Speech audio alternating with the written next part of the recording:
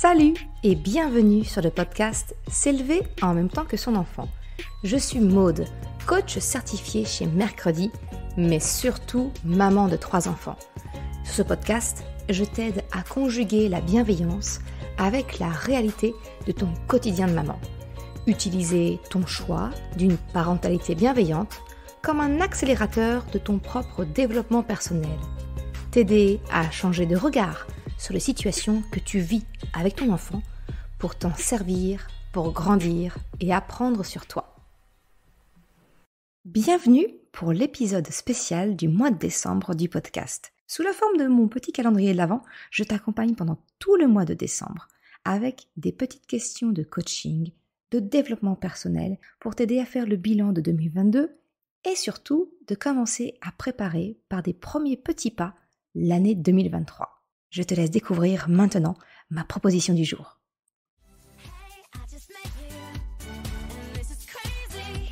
Alors non, je ne vais pas te refaire un remake de la chanson Call Me Maybe, non.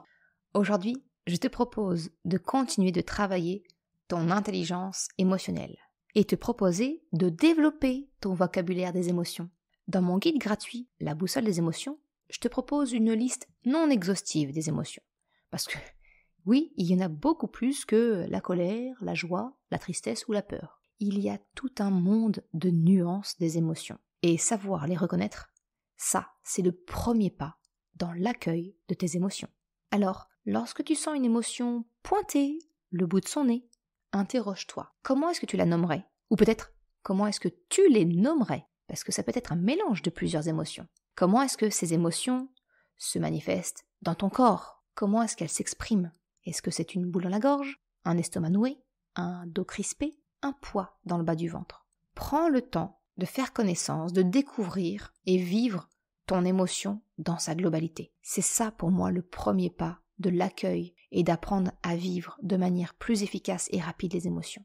Alors oui, je vais te le répéter, c'est encore quelque chose que je t'apprends en détail dans la formation S'élever en même temps que ses émotions, pour que tu saches le faire pour toi-même, mais aussi après, savoir accompagner ton enfant face à ses propres émotions.